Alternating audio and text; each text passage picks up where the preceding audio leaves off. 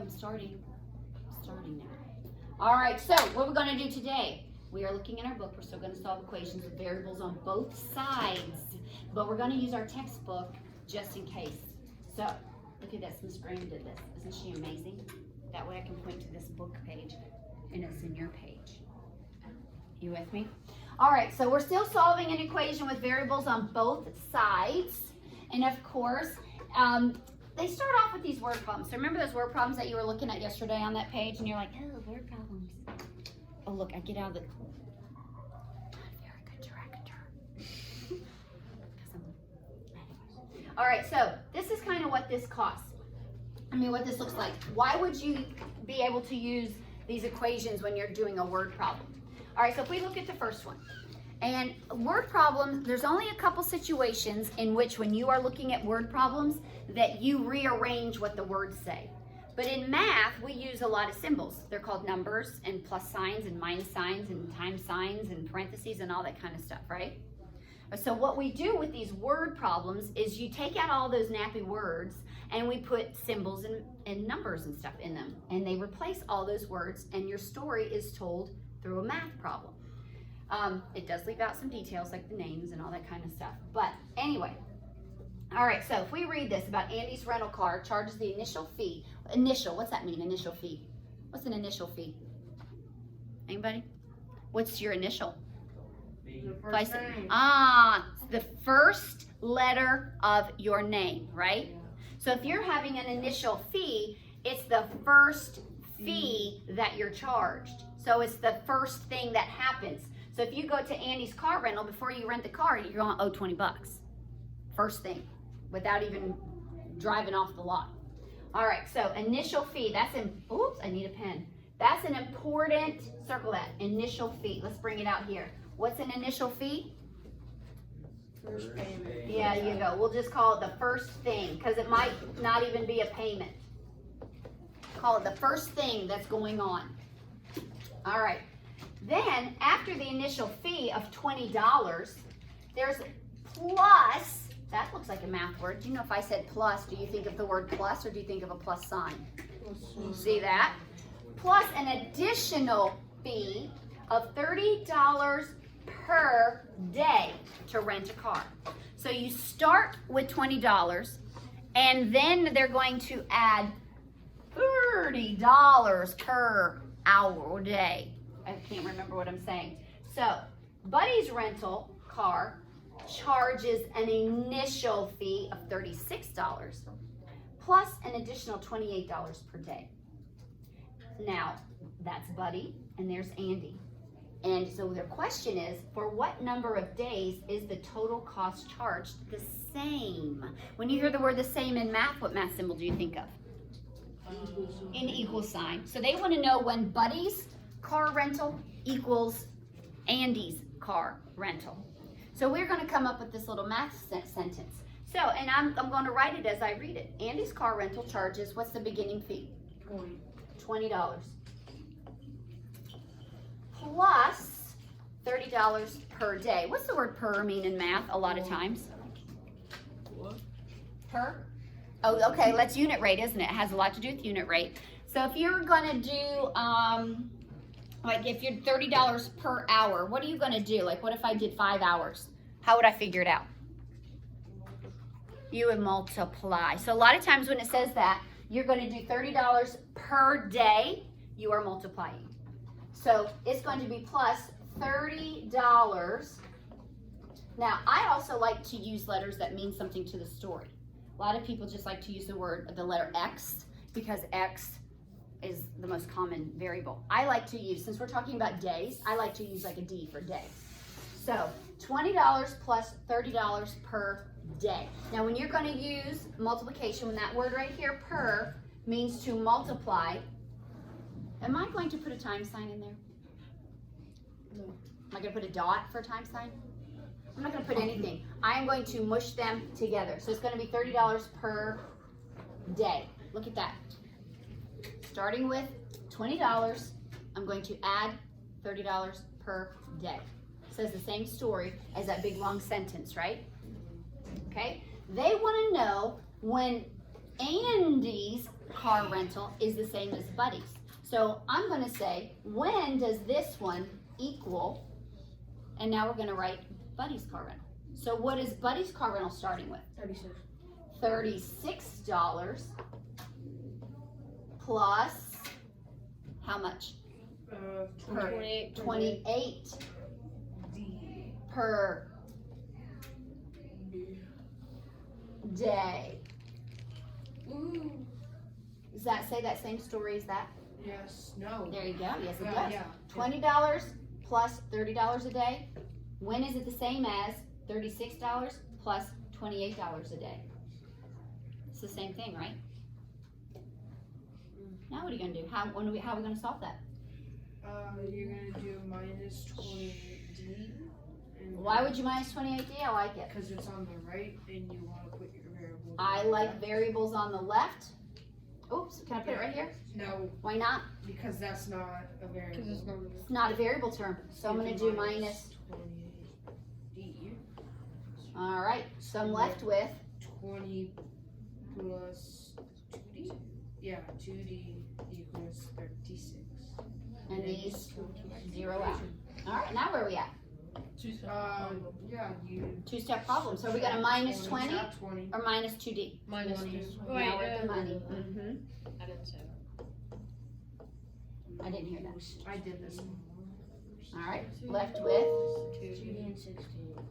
And then you're gonna divide by 2, and then you're gonna get D equals 8. so D should equal 8. Woohoo! How can we check that just to make sure? You do 20 plus 30 times 8. So if I did 20 plus 30, insert 8, what do you get? 260. 260. All right. Keep that on your calculator. Don't clear it yet. 36 Now punch in the next one. plus 36. 28 times 260. 260.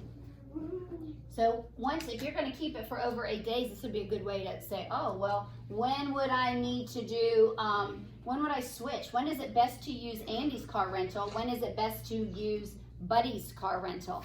Hold on 1 second. I can't see my recording on.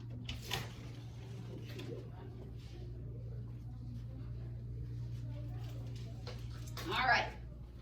So that wasn't too bad, was it? So all of this, did we just say all that?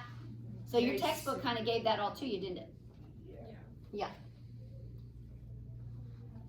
Let's make sure. There we go. 8 days. What do you think? Not so bad? Math's not hard. Oh, wait. That was bad. Math is not hard. All right, there's this one now. All right, you try this one. Your turn. So now that we did that one, you try that one up there in your book. Water tank holds 256 gallons, but is leaking. And Oh. your rate of 3 gallons per. That's really slow. When I got. That's a really slow leak. 3 gallons a leak. Well, okay, but you're thinking about a water tank that's 256 gallons. Thank goodness it's not slow. Or not. It's kind of slow leak. You wouldn't want to leak. It just drips.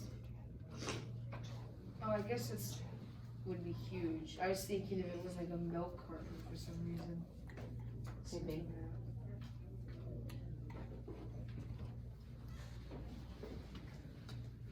Get on the video. Here, come in a minute. Yes, come in here a minute. Come over here. Stop right here. Stop right here. Now turn around. Say hello. Say hello to the hi Oh, kids. really? Hi kids. Good morning. Math is great. She's a YouTuber now. I didn't get to record for Miss Revelos yesterday, so we're doing it early. Thanks, appreciate it. You could at least let me, now I can put some lipstick on. That was Miss Hayes. She's our principal. She can be if you're in trouble. Okay. All right. So a water tank holds 56 gallons, but is leaking at a rate of 3 gallons per week. A second water tank holds 384 gallons, but is leaking at a rate of 5 gallons per week. After how many weeks will they be the same? So where are we starting? What's the first one? We got water tank number 1, right? Yeah. Oh, I need a pen. So we got number 1 here. What's water tank number 1 doing? Where's its, Leaking. its initial start is what? 256. So it starts at 256 and it's leaking. So if you think about the operation that's leaking, would that be adding? Are we adding to that? Are we dividing the water up? Is it multiplying? No, It's subtracting. subtracting. I had to go through all of them, but just to make a point. We are going to minus 3 gallons. How do you write 3 gallons per week? 3 W. I put 3 X. I like W because it's per week, but Or X is water. always good. Any variable, you could use J if you really wanted to. Oh, I said All right. W for water. Or I did for weeks, so per week. Oh. I used it for that one. All right, the second water tank, they want to know when they are going to be the same. So if they're going to be the same, what symbol is going to go in between them? Equals. All right, where's the second water tank starting? 384. And what is it doing? It is subtracting again because it's leaking. So you look at the words that leaking. And how bad is it leaking? Not that bad. 5 gallons per week. So this one's starting out lower, but also losing slower. This starts out more, but loses faster. So when will they have the same amount of water in them? Well, let's see. What are we going to do first? You're gonna plus 5x on both sides. I like it. So we're going to Or move plus this 5 one. I like moving letters from the right over here to the left. All right. And then what is left on this side? 256 plus 5 and minus 3. What does that make? Plus 2. And then we didn't touch the 384. Miss Olsenbach, Yes, ma'am. what tack time are we in today? First period. I'm sorry? First. Okay, thank you. Yep. It's like you're really in here. It's weird. All right, now what are we going to do? Subtract Now we're good. Now we're going to take care of the number.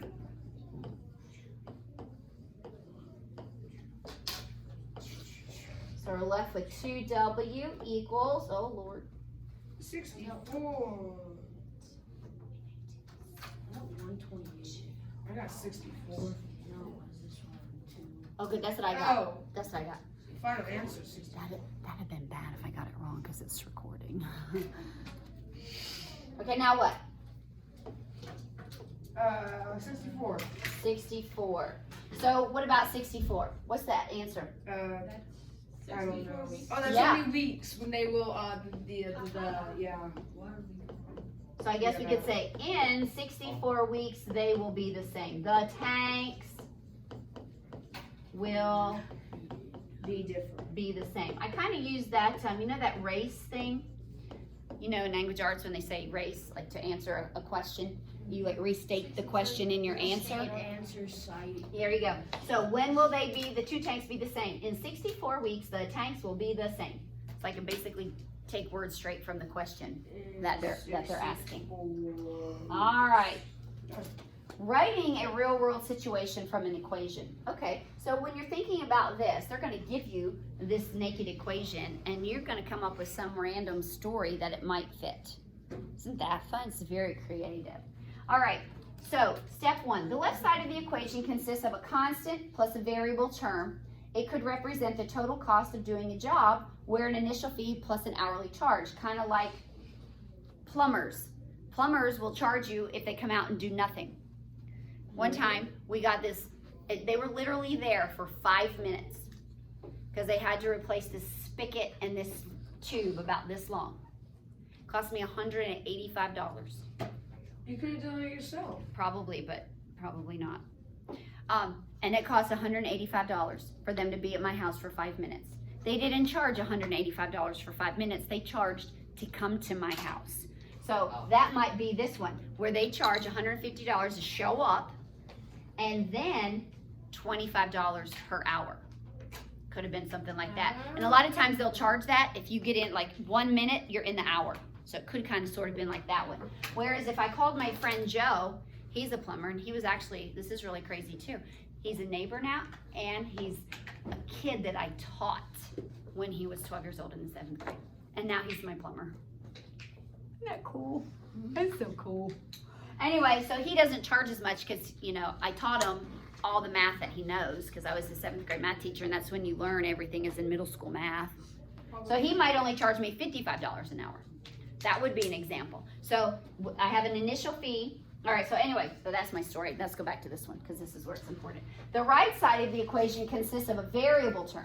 It could represent the cost of doing the same job just based on the hourly rate. Just like regular plumbers compared to Joe. All right, so the equation 150 plus 25x equals 55x could be represented by the situation. A handyman charges $150 plus $25 an hour for a house painting, and a painter just charges $55 per hour.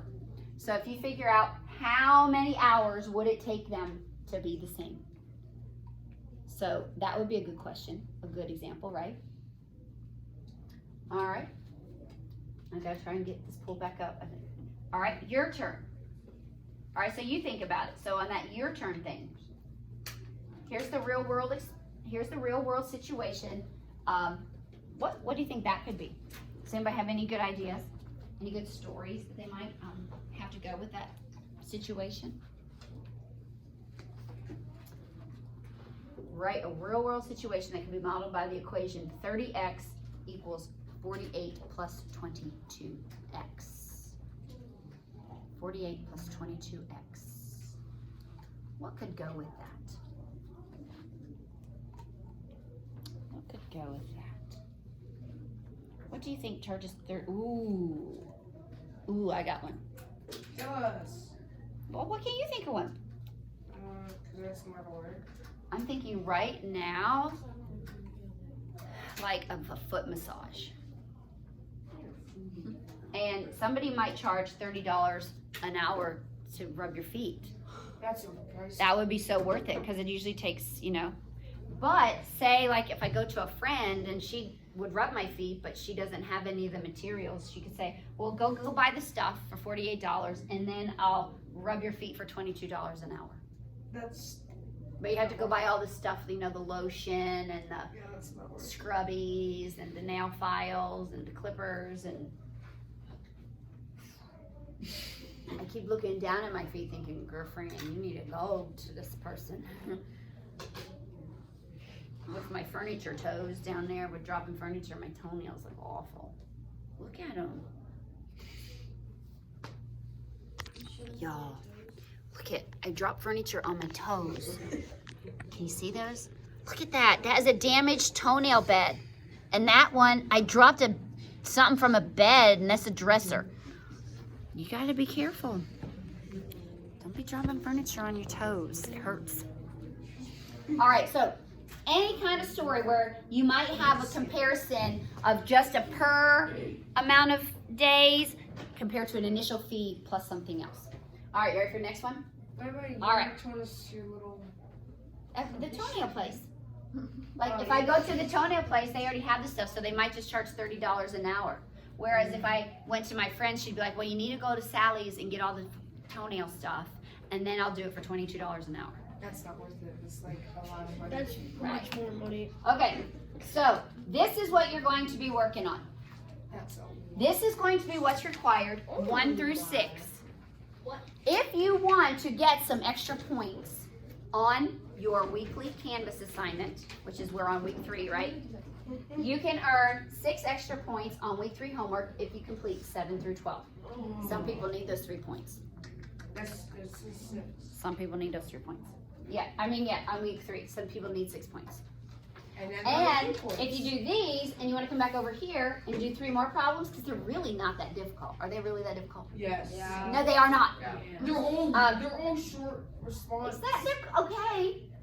I hate short response because that means writing.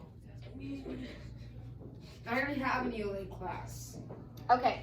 Earn 3 extra points on your weekly 3 homework if you complete the last 3 here, 13 through 15. What? Okay. Wait. Good luck Never mind. on all of those. Toodles.